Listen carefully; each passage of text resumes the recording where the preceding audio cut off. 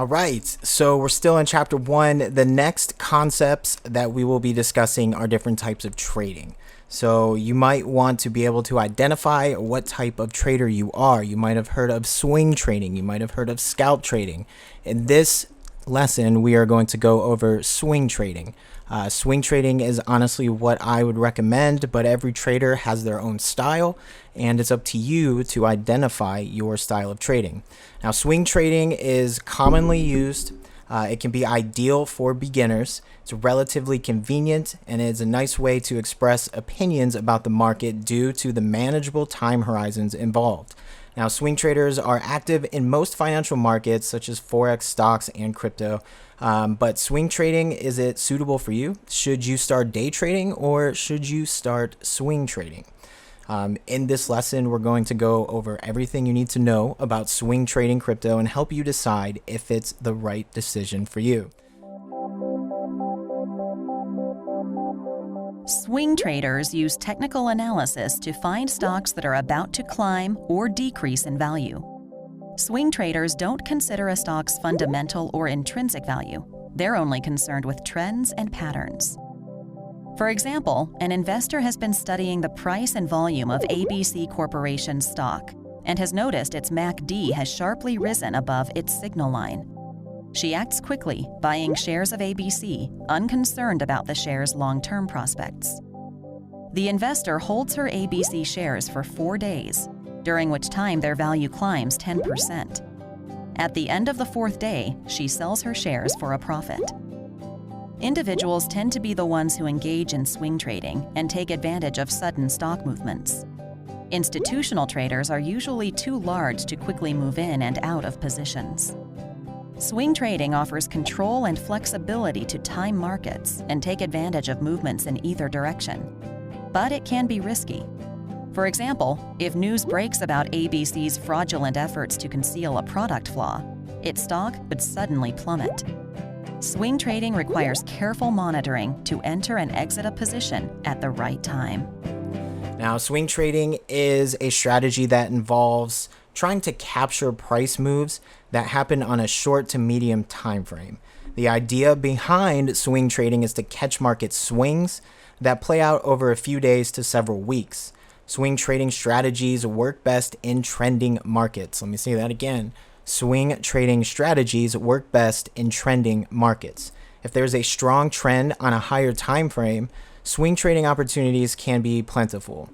Swing traders can take advantage of larger price swings. In contrast, swing trading can also be more difficult in a consolidating market. Now, however, if the market is going sideways, it's harder to capture these large price swings. So how do swing traders make money? So as mentioned, swing traders aim to capture price swings that happen from a few days to several weeks. As such, swing traders will hold positions for more time than day traders, but less than buy and hold investors. So swing traders will typically use TA to generate trade ideas, though not necessarily to the same extent as day traders would do. As fundamental events can play out over weeks, swing traders may also use fundamental analysis in their trading framework. Even so, price action, candlestick patterns, chart patterns, support and resistance, and other types of technical indicators are commonly used to identify trade setups. Some of the most common indicators used by swing traders are moving averages, the relative strength index, Bollinger Bands, and the Fibonacci retracement tool. So swing traders will typically look at a medium to high time frame. And why? Medium to high, I mean 4-hour, 12-hour, daily. That's what I mean by medium to high time frame. So why are they looking at these? So a strong uptrend or downtrend has to be confirmed on higher time frames, but they might also look at intraday time frames such as the 1-hour, 4-hour, 12-hour to look for specific entry and lower exit points.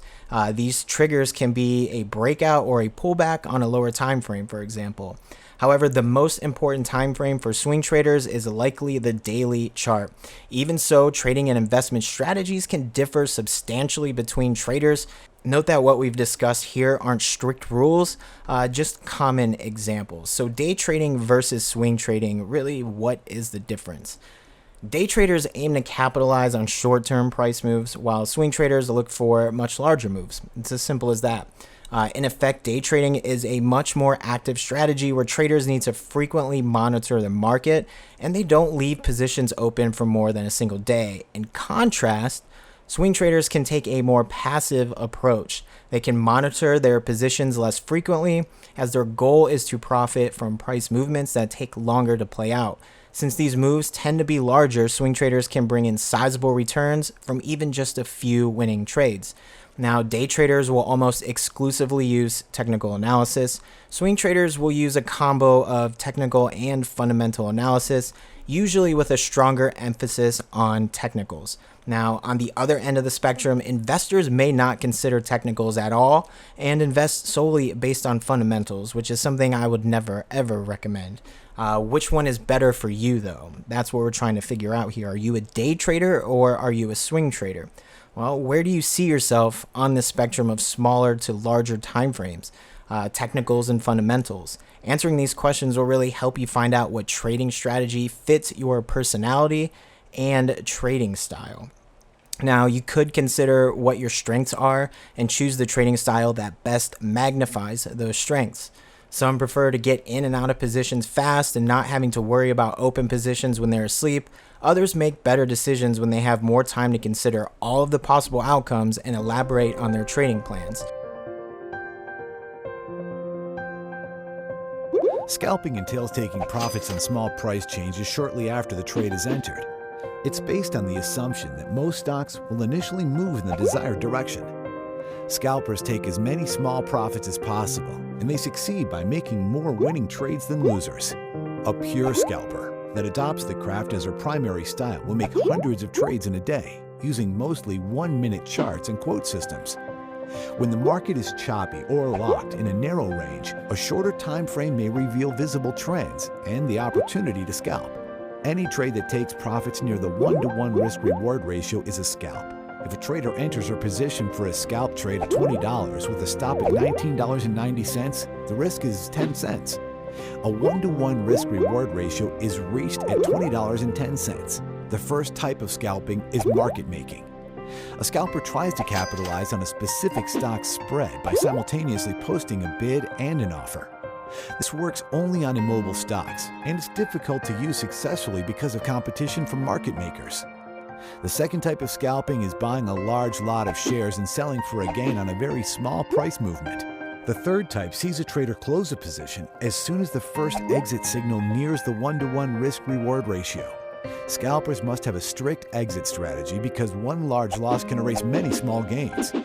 They need the right tools, such as a live feed. They also need direct access to a broker and the stamina to place many trades.